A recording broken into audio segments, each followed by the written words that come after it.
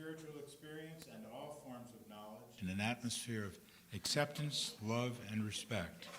Our mission is to protect and perpetuate religious freedom, tolerance, and knowledge, to challenge injustice, and to nurture and serve one another and the wider community. This morning, our service leader is Reverend Mark Christian, and musicians will be Cami Koontz and Clint Klossing.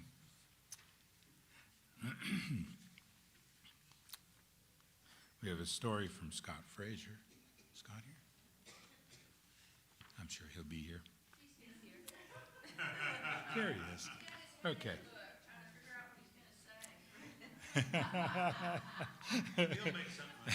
He'll make something up, I'm sure.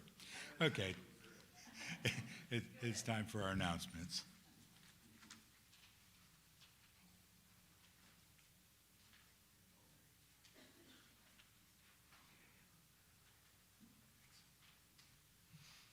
After the service, please join us in the social room for refreshments and conversation. March is Pledge Month. You'll find pledge forms on the table at the entrance to the social room. The top part of the form goes in the red slotted lockbox. The bottom part is for you to keep for your records. The Storytellers group is scheduled to meet today in the forum room after social time. Participants share their stories, written, oral, or anything else, and sharpen their storytelling skills. Feel free to join them. For those who are new or relatively new to our church, Susan Bullard and Mark Christian will be holding a newcomer orientation sessions at 6 p.m. tomorrow, Monday, March 23rd, and the next Monday, March 30th. Pizza will be provided, so they would like to know how many to plan for. Please sign up on the sheet in the social room or register on CH meetings. For our singers in the groups, music practice this Wednesday, March 25th, will be at 6:30, and it's going to be on a couple of songs from Singing Resistance to perform next Sunday, March 29th. Future Wednesday practices will focus on songs from the Teal hymnals to perform on the third Sunday of each month. For more information on that, you can see Ani Love. A big thank you to Susan Danielevich and Hillary Howarth for generously donating additional Teal hymnals to make them more accessible to our singers and on Sunday mornings. Thank you. The Thursday evening Spirit of Life sessions are from 7 to 9 and will run through April 16th. Each session addresses different lines of the hymn we sing each week. The sessions do not build one on the other, so people can join the program at any time. You can register on CH meetings, and you can get more information from Susan Bullard and Linda Smolin. The book discussion group will meet Friday, March 27th in the forum room to discuss All the Beauty in the World, the Metropolitan Museum of Art and Me by Patrick Brinkley. Video calling is available for those who can't attend in person, and for more information on that, contact Susan Bullard. If you haven't noticed, Susan Bullard is doing everything right now. I think she feels that way too. This coming Saturday, March 28th, from 9 a.m. to noon, is Stillwater's annual Trash Off. Groups will meet at Couch Park Pavilion 2. There is a sign-up sheet in the social room. Please sign up today if you're interested in joining us. The city will provide work gloves, safety vests, and trash bags, and anyone wishing to earn community service hours can get verified hours from this event. Next Sunday's sermon will be provided by Reverend Susan Ross. Her sermon title is Testify. As she mentioned in the March newsletter, standing up for something or against it, a Palm Sunday reminder. Easter is 2 weeks away on April 5th. For anyone willing to donate a dozen ready-to-hunt Easter eggs, there's a sign-up sheet in the social room, and please bring your eggs next Sunday, March 29th, so we can get a count in preparing for the following Sunday. Now on Easter Sunday, the potluck brunch is from 9:30 to 10:15. Sunday service starts at 10:30 as usual. The flower communion is during the service, and the children's Easter egg hunt is after the service. So bring a flower for the flower communion, a brunch item to share, and a basket for each child hunting eggs. Mindful meditation practice will not meet on Easter. Our next forum will be Sunday, April 12th at 12:30. Subhash Kak will be presenting Science is Facing a Crisis. It Cannot Explain Consciousness. The talk will provide an accessible summary of the Vedic approach to consciousness and tie it up with yoga and Vedanta, both of which are universal approaches to self-knowledge. If you have an announcement, come up. This mic's a little high, but I bet you can reach it.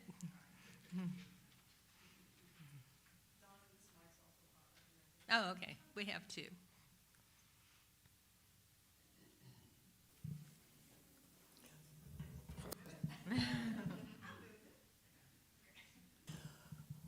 Okay, I know a lot of you have seen the yard signs for Into the Streets, which is an OSU student initiative where groups of students go out and do work in the community to beautify outdoor spaces and clean up. Thank you, Koontz, for letting me know that the deadline for that was coming up recently, and I did get, they also do it for churches, and so I did get our church a request in to get some students to come here and do some things for us. Specifically, I've asked for the raking of some leaves and sweet gum balls out in the yard, the digging of the wild onions, which some people do not appreciate, and the sowing of a wildflower patch, which was a very specific request that was made at the Canvas dinner that will also cut down on the amount of mowing that we have to do, and we're going to put that back in our way backyard out there. So that will fulfill one of the requests from the brainstorming group at the Canvas dinner. So you're saying, what can I do? There's a sign-up sheet in the social room that is asking for a few yard tools and also some refreshments. So if you'd take a look at that and see if you can bring anything that remains wanted on that list, I'd appreciate it. We want to make a really welcoming atmosphere for the students who come to help us, and we need to make sure we're providing them with enough tools to get the work done. And thank you to Johnny. He's going to box blade back there, so the wildflower patch is going to be even easier to get done. So sign up if you can. Bring your contributions before next Sunday, as the work will be done next Sunday. The students should arrive at about 12:30, and the work will begin about 1. Are there questions? Lynn? Donna, do you need seeds? I've bought seeds, and Johnny also has some seeds. We have enough. Yeah. Okay. Johnny, after Anything else? Thank you, Donna. Oh, you're welcome, Lynn. Rebecca. Yeah, I just have a question about, so what I find that really helpful about Sign Up Genius is it reminds me to bring things. And then it helps the organizer keep track of what people have said they would bring. So I'm like, I'm happy to bring yard equipment, but I often need a little reminder. So a paper sheet is great, but Okay, I've done Sign Up Genius in the past, but I haven't done it recently. But what I'll do, because I'm only asking for a few things, is I'll just take my sheet and I'll send everyone a text because I have everyone's phone number.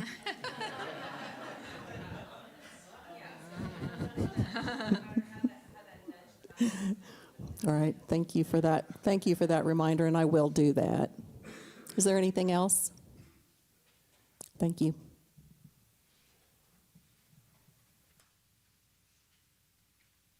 Other announcements?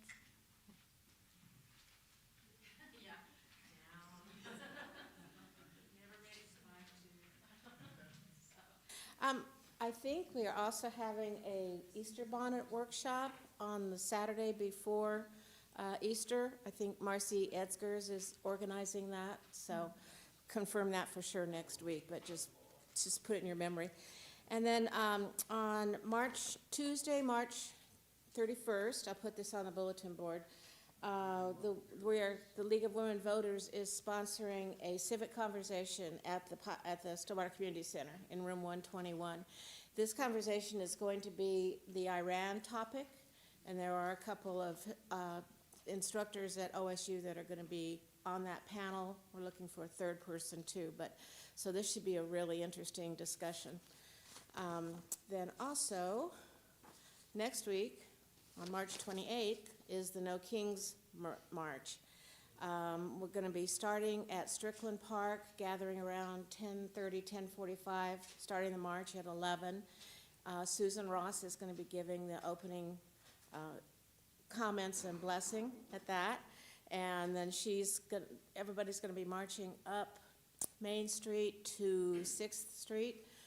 We will have police escorts, and we also have marshals. We'll be crossing the street there on 6th and Main, going down 2 blocks, and then marching up to Block 34. At noon, there will be a rally starting at Block 34, and we are going to have an interfaith. I'm working on getting interfaith representatives and ministers to open the rally. We'll be singing the Star Spangled Banner. We're not going to say the pledge, but we will be singing the Star Spangled Banner to bring patriotism in that we need to reclaim. And then we will have speakers for about an hour. Mark Christian and Susan Ross have also agreed to speak at that, along with several other ministers and speakers in town. We have Calvin Miller from the Baptist Church coming, and a member that we used to have here, Aja Lyons, she practices Judaism. She's going to be speaking somewhat on not speaking, but doing the blessing. So I'd like to see everyone there. We are going to have tables there. I'd love to have a UU table. So if anyone is interested in organizing and just sitting at the table with some UU information, let me know, and we'll arrange for that too. So, but that will be next Saturday. If you want to march, starting at 11 at Strickland Park. If you just want to come to the rally, that will be starting at 12. So, I invite you all to be there.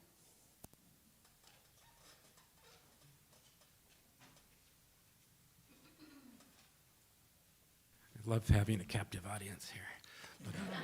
But, today I have joy as well as great sorrow, but for right this second, we're going to concentrate on the joy. I'll be performing with the Council Oak Men's Chorale in Tulsa, April 23rd. It's a gay men's chorus in Tulsa, if you weren't aware, 29th year. We're having a fundraiser cabaret. I'll be singing a solo in small groups and as well as the whole choir as well. But I brought some flyers here if anyone's interested. I know Reverend Mark is interested in attending some of our stuff, but if we let him drive, that's going to be problematic. So I'm going to need someone to please accompany him. So I'll have these flyers after the service. Thanks. April 23rd. It's a Thursday, which is not the best night, but that's the night we're at the A.K.A. Quality Center was available. So. Spirit of Life class will be over by then, so that'll open it up for a lot of people. Everybody can go. Other announcements? All right, I think we're ready for Johnny.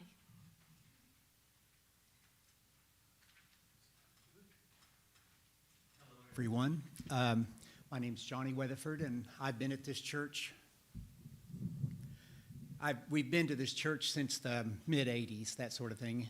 I didn't come as much back in those days as I typically do now, but just as the years gone by, I've kind of grown closer. I've known all the people, and it's changed a lot since I first came.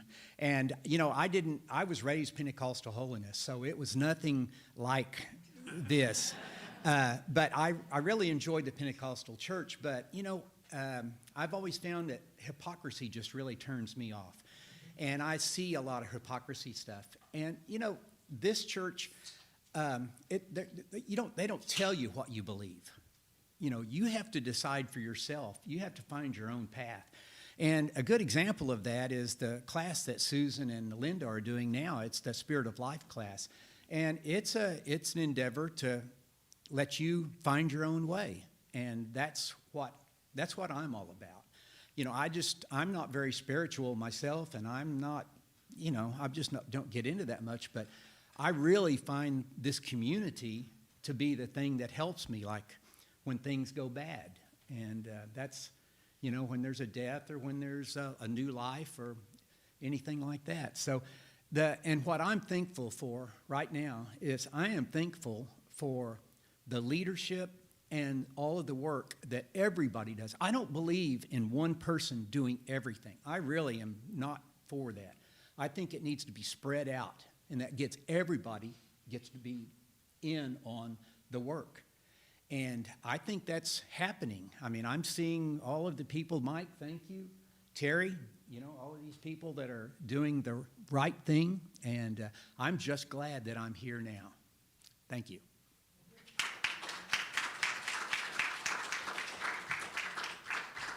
Thank you, Johnny. This is, of course, part of our pledge drive. And just to bring you up to date on where we are in our pledge drive, we're doing very well, particularly in dollars. $65,730 toward our goal of $80,000. I'm very pleased with that. The number of pledges, we have 30 pledges to date. We really would like to see 51 at least. We had 46 last year. We're still short on that number. With that, we've had some very good pledges, very strong pledges. We want small pledges too. And anything you care to put in here as a pledge is appreciated. And of course, if you pledge now and don't quite get it right, we're always happy. Not happy, but we're always willing to adjust that pledge and make it realistic. So thank you very much, and we move on. Time for break.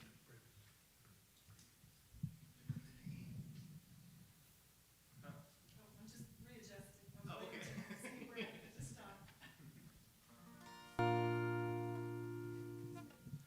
stop. Yeah, that's fine. Thank you. Hi. Morning. This is a song that I wrote recently in the past month, and it's called Secondary Emotion. And I don't know, maybe you'll feel the same way that I do when you hear it.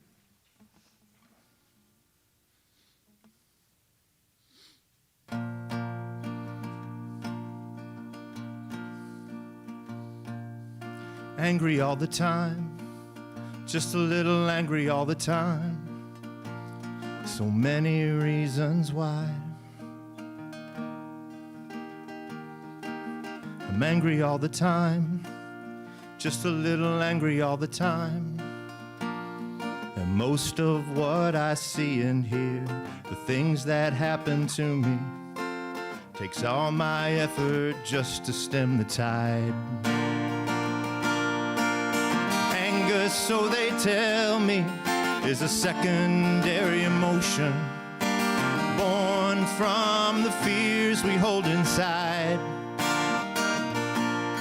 It's our last line of self-defense against our deepest feelings, the truths we won't tell ourselves, an exhausting and convenient place to hide.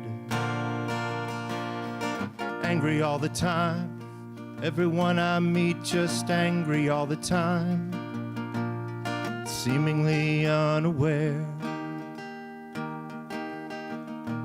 that they're angry all the time, just a little angry all the time, looking for connection, lost and so alone. They'll say that you're to blame if they feel scared. Anger, so they tell me, is a secondary emotion, born from the fears we hold inside. It's our last line of self-defense against our deepest feelings, the truths we won't tell ourselves, an exhausting and convenient place to hide. Gotta get the truth out in the light, even if the words put up a fight. Anger can be useful if it doesn't take center stage. Maybe it's better to admit I'm just afraid. Not angry all the time, not really angry all the time, just have a deeply troubled mind. Not really angry all the time, more like frightened all the time, afraid for my future, afraid for my family, afraid for my neighbor, afraid for my country, afraid for humanity, afraid we left our better angels far behind.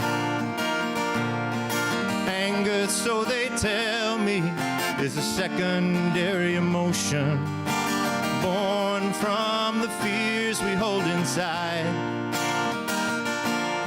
It's our last line of self-defense against our deepest feelings, the truths we won't tell ourselves, an exhausting and inconvenient place to hide.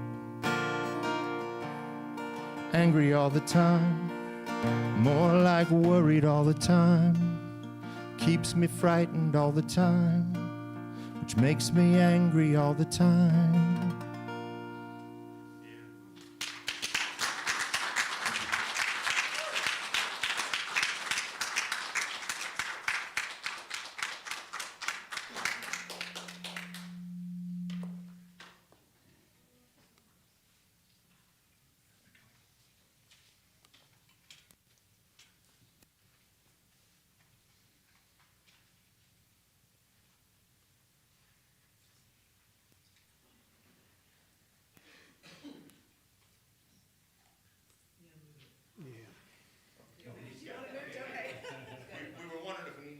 Yeah, I'll trip on it, I guarantee you. Let's breathe together for a second.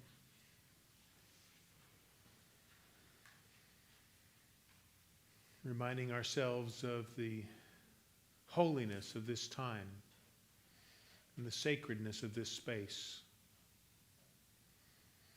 the bonds which we share together, which start in here and go outside into the world.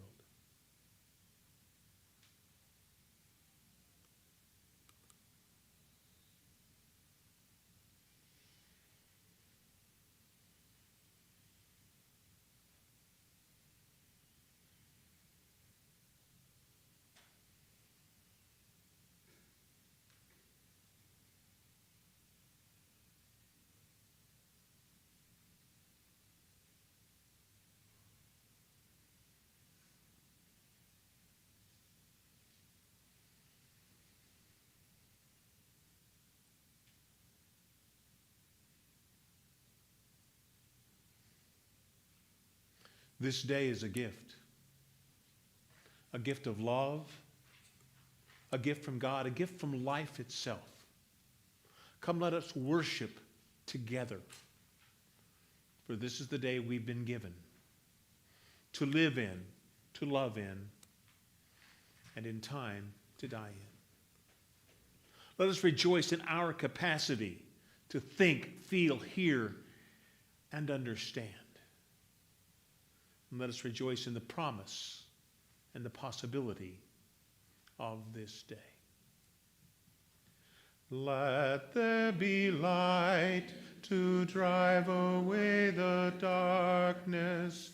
Let there be wisdom to shine on the unknown.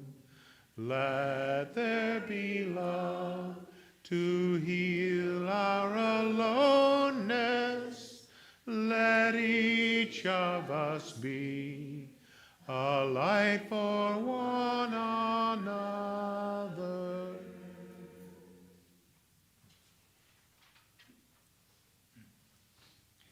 Our opening hymn will be number 131, Love Will Guide Us.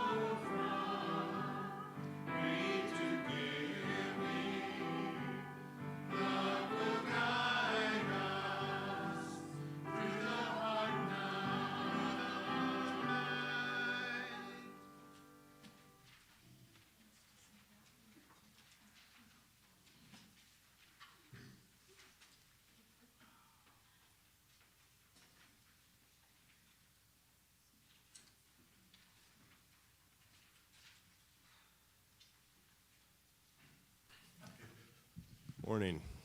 I just want you to know I'm putting this here, but I'll put it back. Okay. So if you were here last month when I told the story about the two monks, the river, and the woman, that was a Buddhist story. And so what I'd like to do today is tell you a Taoist story. And a lot of people think that Buddhism and Taoism are almost identical, and they're really not. They're very, very different. And so if you remember the story about the monks and the river, try to compare that to this and see if you can see the difference. And I'll say the 5 words that my students totally hate. There will be a quiz. All right.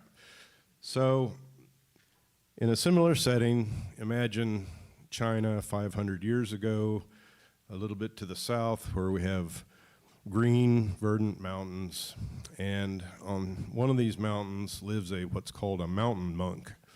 And so this is a person who's aesthetic, lives somewhere up by themselves, and has made a little cabin for themselves and has scratched out just enough land to make a garden. And his name is Wu Wei. And so Wu Wei is constantly tending the garden, making little repairs. There's a little village that's a few miles away down in one of the little valleys, so occasionally people come up to visit him, and he will go down to get some supplies every once in a while.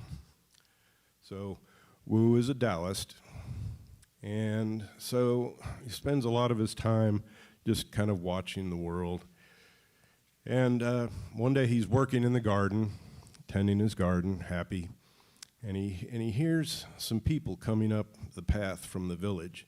So he keeps tending his garden and just kind of wondering what's happening. And you can hear that they're talking, and they're a little bit agitated. And so he continues working in the garden, and he finally sees them coming up the path, and it's a middle-aged woman and a man, and they're carrying something. And so Wu is thinking, well, this is interesting. They get closer and closer, and he realizes that the woman is actually carrying a baby wrapped in cloth. And so Wu is like, oh, this is going to be an interesting day. And so the couple come up to him, and he can tell that they have scowls on their face, and Wu just doesn't really have any kind of look on his face. He's just kind of waiting. And what comes out of their mouths is an accusation. And so the man says, Wu, our daughter had become pregnant, and she has blamed you for impregnating her during one of your trips down to the town. And so we feel that it is your responsibility for this child, and so we leave the child with you. Wu's answer is that so? And simply accepts the child. The couple turn around and huff off down the pathway back to the village. So Wu takes the child, puts it in his cabin, and then starts running around trying to find milk, food, builds a cradle for the child, things like that. So this goes on for about 2 years. We don't see the couple anymore, and Wu has learned to become a father. And so basically he's learned to make little toys for the child, has built beds, and basically the two have become pretty close. And he's taught her the classics and all sorts of interesting things that father and child would do.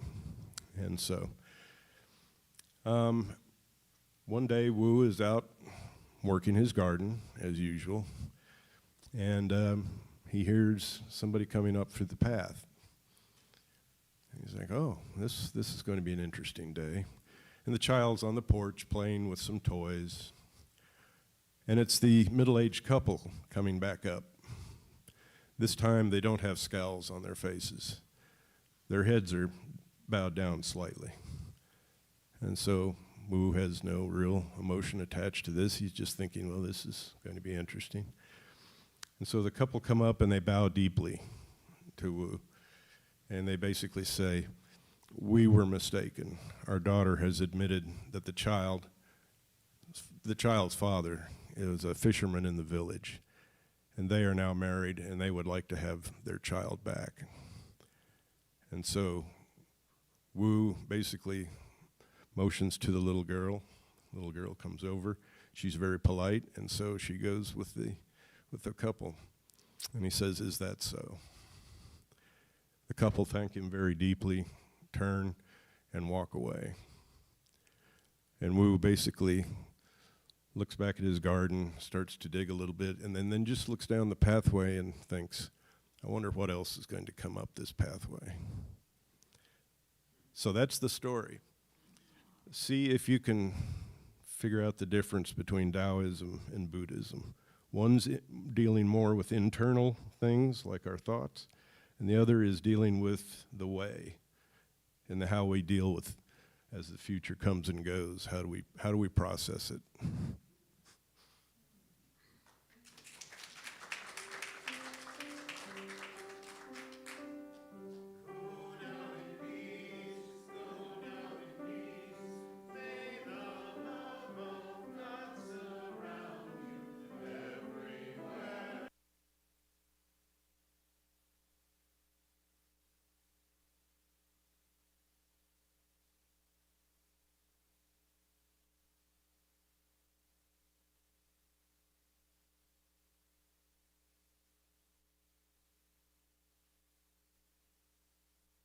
Thank you. This is Cherish Your Doubts by Robert T. Weston. Cherish your doubts, for doubts are the attendant of truth. Doubt is the key to the door of knowledge. It is the servant of discovery. A belief which may not question binds us to error, for there is incompleteness and imperfection in every belief. Doubt is the touchstone of truth. It is an acid which eats away the false. Let no one fear for the truth, that doubt may consume it, for doubt is a testing of truth. The truth stands boldly and unafraid. It is not shaken by testing, for truth, if it be truth, arises from each testing stronger, more secure. Those that would silence doubt are filled with fear. Their houses are built on shifting sands. But those who fear not doubt and know its use are founded on rock. They shall walk in the light of growing knowledge. The work of their hands shall endure. Therefore, let us not fear doubt, but let us rejoice in its help. It is to the wise as a staff to the blind, and doubt is the attendant of truth.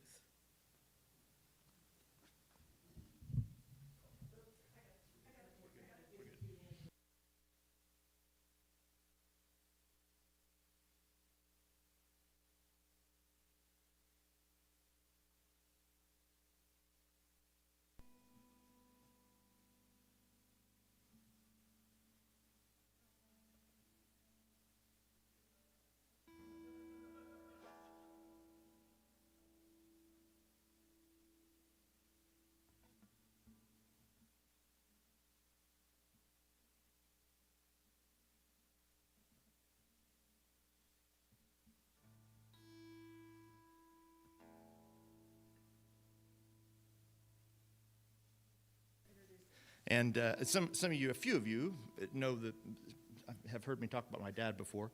My dad played guitar, wrote songs, all the kind of things you do when you're a musician. He wasn't a musician by trade, but he did that around the house, you know, and would record them on little cassette tapes and stuff like that. Well, he's fine, by the way. It's not a tragic story. But about 20 years ago, he lost his hearing. And he has cochlear implants now. He can hear. He's getting along fine. But he can't really play the songs that he wrote. He can't carry a tune like he'd like to. And so he passed those songs along to me and to my brother and said, do with these what you want to do. All the recordings on the cassette tape got ruined in the attic, so you can do what you like. So he gave me these, his handwritten words to these songs, and the only musical stuff on the sheet would be it starts on a G. I made him sit down and do a recording session with me, so I got at least whatever was still in his head about what the songs were. And he did a pretty good job of it, even though he was kind of scared to do it, so it was cool. And this is one of those. And you're going to hear the chorus a lot, and if you learn it by the time you get to the end of the song, join us. And Carrie and Cammie are going to sing some harmony with me, too.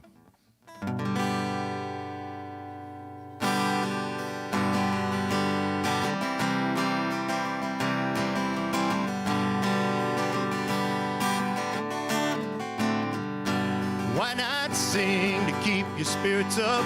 Why not make up a happy rhyme? Why not sing to keep your spirits up? Tap your toes, keep the time. When you sing, you're using a language that the whole world understands. Why not sing to keep your spirits up? Come on, people, clap your hands. When things are down, sinking lower still, just think up a happy tune. And you'll be surprised how good you feel and that it happens oh so soon. 'Cause with all the music in the world today, there's no need to feel so low. Just grab onto a song as you move along, it'll help you as you go. Why not make up a happy rhyme? Why not sing to keep your spirits up? Tap your toes to keep the time. When you sing, you're using a language that the whole world understands. Why not sing to keep your spirits up? Come on, people, clap your hands. Music can express happy feelings that we might not be able to say. And I hope that music is always here and that the melodies will stay.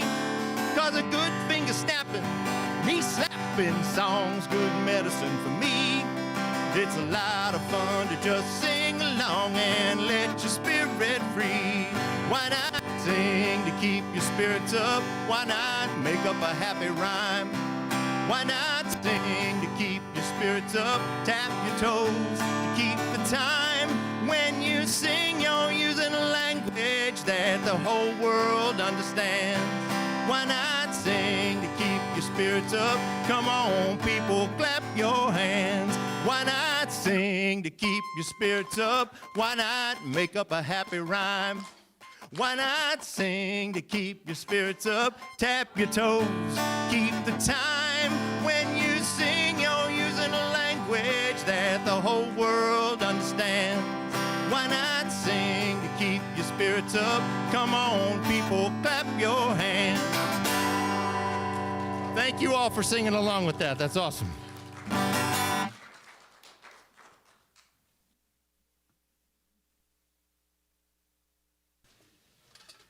Well, I see my Grand Inquisitor is making her way to the microphone.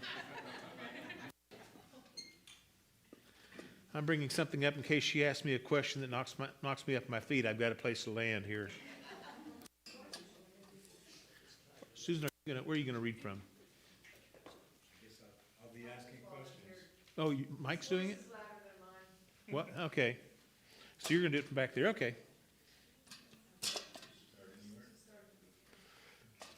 Just as a start, I want to tell you that I enjoy doing this for a couple of reasons. Because, first of all, it gives me a clue about the questions that are going around in your head. So as I plan my other sermons, I kind of meld those things in. And my caveat is that I've discovered I cannot answer every question. I can, however, respond to damn near anything. And with that, I will turn it over to Mike to give me the first question or series of questions. I'm going to say a word or two about the questions first. I tried to put them in a logical order, and there wasn't any logical order. They're sort of random, and we have more than a dozen questions, so we may not get to all of them. Mark, you know now there's more, right around a dozen questions. Good. Here we go. Where do you, or how do you get or come up with sermon topics? Well, I started off by saying that I listen to y'all. But no, I think I really start by asking what's going on in all of our lives. What are the cultural pressures? What are the social pressures? What are the economic pressures? What are the weather pressures? Those kinds of things. I think, what do we have in common? And what do we need to hear to find hope? Because that's the big driving force to me. How do we find hope to get through this day and on to the next? So I try by putting myself into your situation and seeing where my situation is the same, which sometimes it is and many times it's not. But the idea that I want to listen to what you have to say, and I try to come up with topics that will do that. That being said, there are a number of topics that I will always range through. But that's the bottom answer to that, I guess. How do I get my Christian family to stop praying for me in my presence, given I'm an atheist? Invite your Wiccan family to come over and pray for the Christians. How do you get your family to stop praying for you? Well, I guess the question is to understand why they're praying. Are they praying because they want hope for you, or are they praying to change you? And if they're praying to change you, I don't know what to say. Just let them. The prayer doesn't hurt anything, to my knowledge.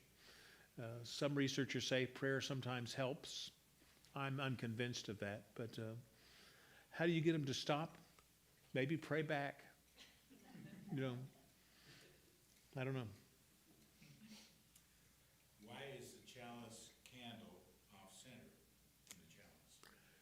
Okay. That has to do, that comes out of universalism. At the time of merger or consolidation between the Unitarians and the Universalists, the Unitarians had already adopted the flaming chalice as a symbol. That came about during World War II with the work of what is now the Unitarian Universalist Service Committee, because they knew that as a symbol that in Eastern Europe spoke to Jan Hus, who was a persecuted religious leader in those areas, and so they could go into those areas and be identified as someone who stands with the persecuted by displaying the chalice. The Universalists at that time had a symbol that was a circle with an off-centered cross, that the cross was off to one side because the Universalists wanted to make room in the circle for all the other symbols that we have to go in there. That's why that the cross in the Universalist symbol was off-centered. So I would extend from that the reason that the flame is a little off-centered is to pick up that aspect of the Universalism of the off-centered cross making room for all the other symbols. I may have made that up, though. Actually, you told us that before, Mark, and it was the exact same story this time. So we believe you now. Okay. I can edit this one because I wrote it. So when you use knock on doors, what should they say?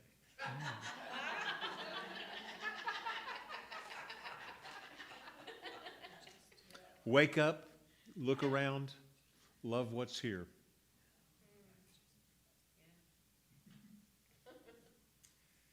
What do you make of the negativity inherent in ours is no caravan of despair? It seems off-putting when heard for the first time. The fact that we are not a caravan of despair. Ours is not a caravan of despair. I think that's actually affirming. I think if you're hearing despair as the driving wording there, you're not listening thoroughly. Ours is no caravan of despair. Ours is a caravan of love. Ours is a caravan of hope. Ours is a caravan of justice. We know that despair is in the world, but we're not organizing ourselves around it, and we do not wish to drag it with us, is how I interpret that. Of course, lyrics to things, particularly, that's written by a Persian poet, Rumi, a Sufi poet. And anyone who's studied Sufi poetry knows that they are polyvalent. Sufi poets can be interpreted they say if it's not a good poem unless you can understand 7 different messages out of the poem. And so Rumi undoubtedly meant all kinds of things by that. But I don't see that as being a negative whatsoever. Ours is no caravan of despair. Come, come, whoever you are. Now, this is the part that confuses me. So I used to struggle with this wanderer, worshiper, lover of leaving. Why do you love leaving? And that's the perplexing part of that to me. And the response I've come to on that is that means that we know that the future is ever changing. We're not going to stay in one place forever. We're always going to be moving on. And therefore, we're moving on knowing that we are a lover of what's coming to us as well as what's behind us. We're not just a lover of where we've been, but we're a lover of where we're going. So to me, that's the more perplexing line in that. So, Martin, you know, it turns out that that Sufi poem is not complete. oh no, it's not. That is a little tiny excerpt of a much larger piece. And Yeah. the lover of leaving means people that essentially have lost their faith but are welcome back. Okay. I'm going to stick with my meaning.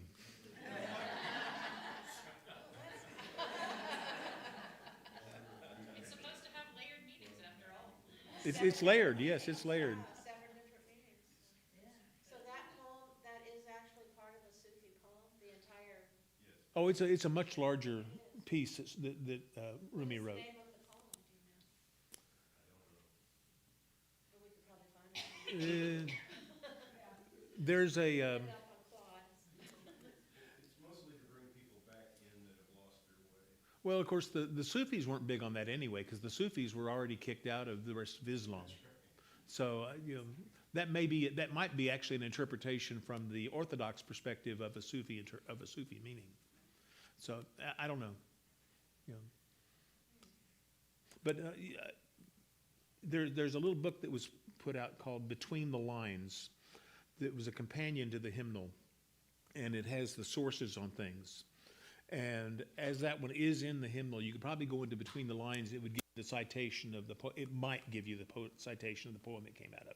I don't know if it does or not. Okay, next question.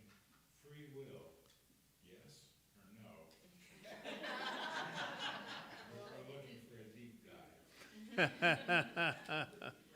I remember that when I was in high school debate, you know, if you had someone who was delaying answering, or if you were delaying answering a question, they might say, answer this yes or no, which, you know, the response to that is yes or no.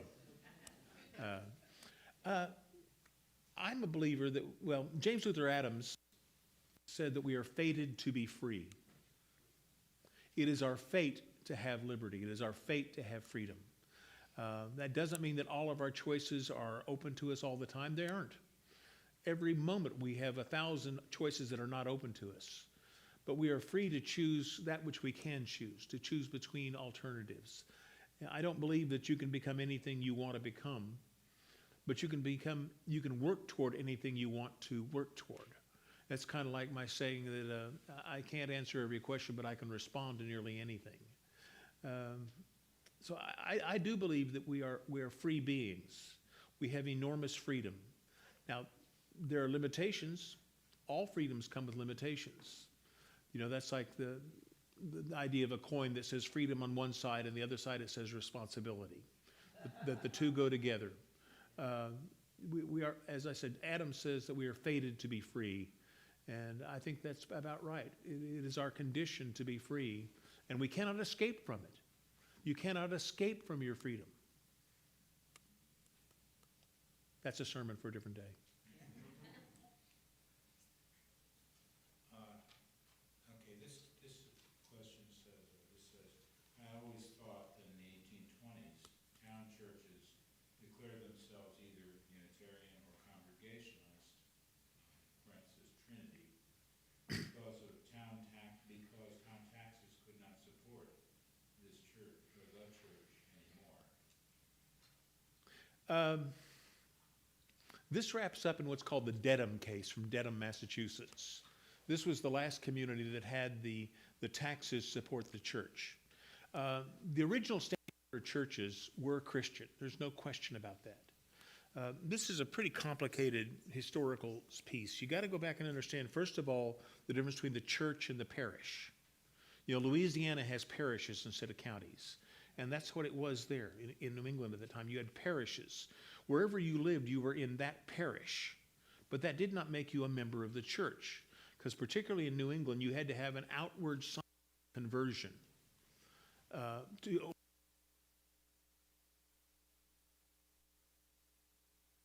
Of those churches in New England. So there was a distinction because the taxes were raised to support the parish. And the parish had to do things like marry people, bury people, those sorts of things. And that's what the tax money was to go to. As time went on and the Enlightenment started influencing some of the church leaders, and they began to cast off some of the more of Puritanism, of course, making suspicion that somewhere is having fun. So they threw off some of that, but the parish was not nearly as religious as the church. So people who had joined the church had an outward sign of conversion. They were totally affirmed Christians, and not everyone who lived in the parish was a member of the church. And what happened with the nation is that as people came in and they started getting into the church and getting control of the church, they decided to cast aside some of that. So it wasn't that the church chose to be Congregationalists or chose to be Unitarian. There was one standing order, and typically because of the way the laws were written, it benefited the Unitarians because, well, let's put it this way, the judges were Unitarians. The Massachusetts Supreme Court were all Unitarians. So we stacked the deck. Kind of sounds familiar today, doesn't it? Yeah. Another one of those cases where our history is, we've changed. Of course, we are the people who they were talking about in that big word, anti-disestablishmentarianism. That's us. Because there were people who wanted to disestablish the church, to have the established church, the church. And since we were the established church, we were the anti-disestablishmentarian, Trinitarian, anyway, Tarians. But the Dedham case came to a decision that the taxes could not be used for, well, it finally got that no longer taxes could be used by the parish. That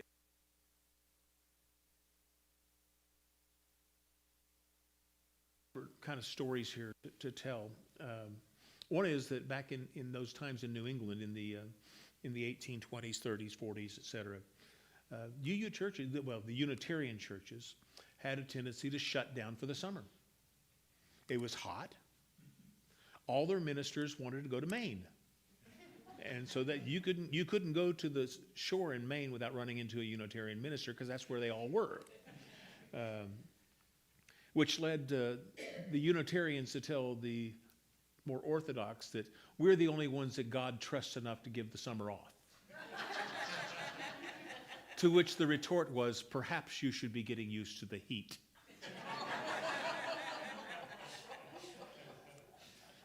But what happened with the were decided in favor of the parish versus is that the conservatives, who then became the congregation, this was the only time that the Congregationalist church was on the conservative side of a fight, is with us. So they were as close to anything we have. But the statement that they made was, you kept the church, but you kept the, because the big fight was about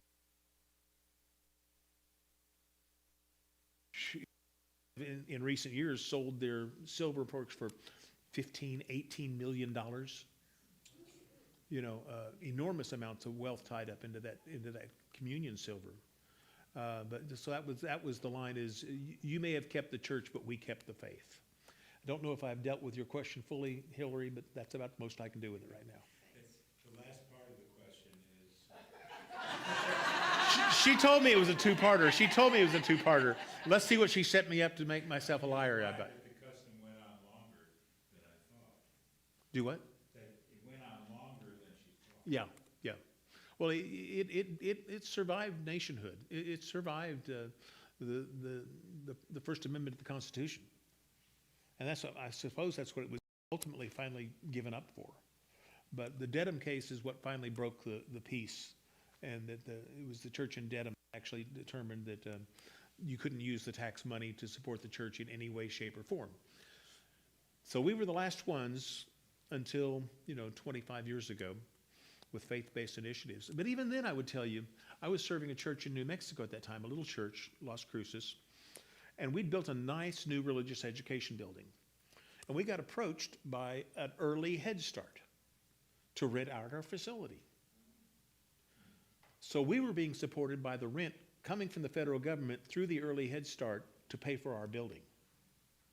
So it was an indirect form of financial support, not a direct one. So. Not sure I've answered your question, but that does. That's the response I've got. This question's a little more personal. Okay. Do you see only light and dark, vague shapes or people, but not enough detail to tell who it is? It depends. I see nothing out of my left eye at all. I get a little bit of glare in the far left corner of my left eye. My right eye, I don't see anything down, and my field of vision is about maybe a third to two-thirds of the normal field of vision in my right eye. They tell me my average vision is 2600. I have one little pocket that I can just see Clint right now and kind of see his face. If I get it centered just right, I can, and I knew he was sitting there, which is why I was able to say that. If I'm close to someone, if I'm close to someone, if I get you in my eye, I can see your face, but I can never see people the color of their eyes. That just doesn't come through to me. So I see, the best description I've had is that I see like I'm swimming underwater. If you're swimming underwater with your eyes open, you see large shapes and motion and maybe large colors, but you don't get much detail. Or it's like swimming in a lake in Oklahoma when you can't see anything. So that's the bottom line on my vision. And so, thank you. What tricks have you learned to memorize things like stuff you read in quotes? Well, Or sermons yeah. you tend to give? This goes back to playing music. Musicians have riffs. You know, you joked that your dad said, well, it starts off in a G. And I said, all songs start off on G. G is the people's key, anyway. There are riffs, and I have riffs of things I'm talking about, you know. So I've got, if I start talking about it, I will go into a spiel. And it's probably the same spiel that you heard the last time I talked about that topic. I might put it with something else before and after. So I think in blocks, or when I'm putting together my sermons, I kind of think about stair steps, or actually steps across a creek. Like there's a stone here, and a stone here, and a stone here. And it used to be when I would write sermons, I started out writing sermons from the transitions outward. I would figure out what my transition needed to be, and I'd write my transition and then write it to the before meaning and the after meaning. Now I just try to understand, I'm going to try to get to talk about this, and then somehow I've got to get to this stone over here that I'm going to talk about, topic B, and then I'm going to jump over here to C and hopefully not fall in the water while I'm doing it. I fall in the water many times. But had I not been preaching for 25 years, there's no way I could do this. But having preached as long as I have, and I've got lots of those spiels in my head, lots of those riffs, I can pull on them and take, or change them a little bit, you know. And so the other thing I would say about that tying that to what the sermon is, there's two hard parts for a sermon for me. And the first is where to jump in, and the second is where to get out. It's like I would tell people, if you're a Christian minister, you know where you're going to get out is that Jesus is my Lord and Savior, and in him all things reign. You know where you're swimming to all the time. You're always swimming to the same point. We don't have that choice. I've always loved the metaphor that there are many paths across the valley. The valley, you can go at it from all kinds of ways, and they pass, and there are many paths across it, picking the one that you want. So for me, where to jump in is one thing, and where to swim to is another. That's often why, for example, I like to start sermons off when I can think of a song that fits by singing at the beginning. First of all, it eases my tensions. Honestly, I have more faith in myself as a singer than I do a speaker. I love to sing, and I know what those words are going to be. I know what those words are going to be, so I know where I'm jumping in. Now, usually in preparing a sermon, I forget to write my closing, so I'm searching the whole time I'm preaching to figure out where I'm going to get out. But it really does kind of get to those stepping stones. That this is the stepping stone. I'm going to talk about this, and then I'm going to jump over here and talk about that, and hopefully they'll come along with me. And the other thing I've learned over the years is that actually the best sermons are the ones that I don't necessarily draw all the connections. Leaving for you to draw the connection is often a more significant sermon. That I did a sermon, this is back when I was in Oklahoma City, and my colleague John Lou Johnstone, I came in, I almost had that sermon. I almost had it.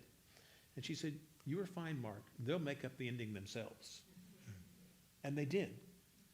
And I have to learn to trust that. I have to learn to trust you as the listener, to take what I'm saying, not as the be-all, end-all, this is what it really means, but this is how I'm going to that. I'll give you I haven't done this in a while lately, but my metaphor of what I do as a preaching is I'm lifting up a lens to look through. And this is my lens of faith. These are the things that I put faith in, that I believe, that I'm motivated by. Now, if you expect me to hand you my lens, you're going to be disappointed. I'm going to tell you to make your own lens. that you're going to have to figure out what you believe, what you think, what your experiences are, and form your lens.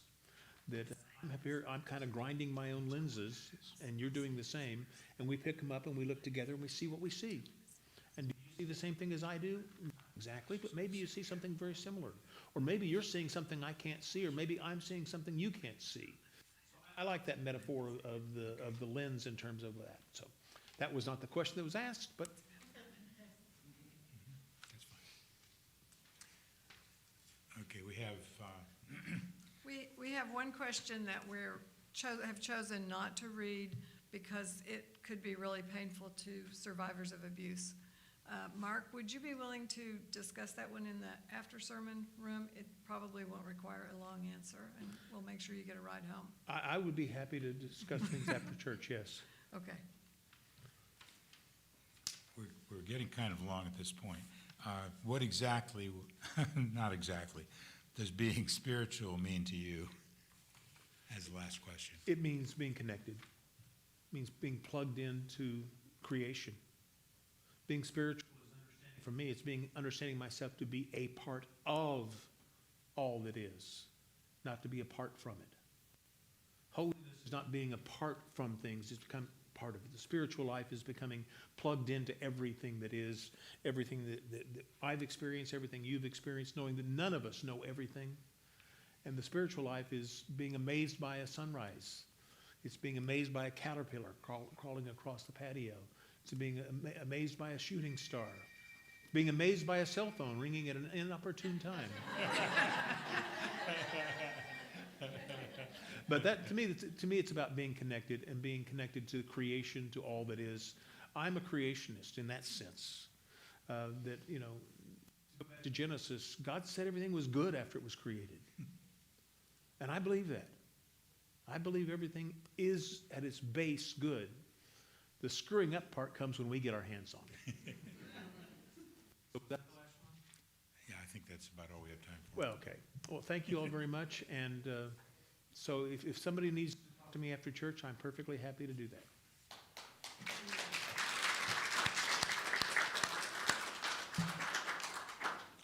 Our final hymn will be number 44, We Sing of Golden Mornings.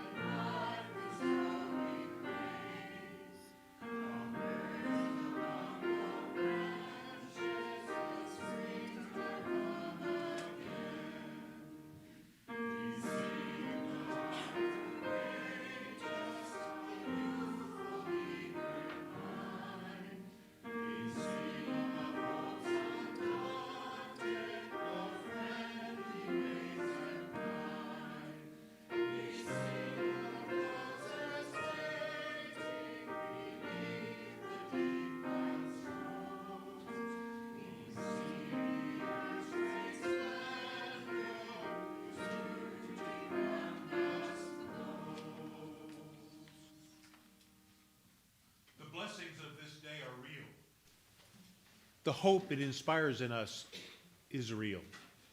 The love we share each other is real. The time we bring together is sacred. And until we gather again, may its holiness go with you. Amen. That concludes the recorded portion of our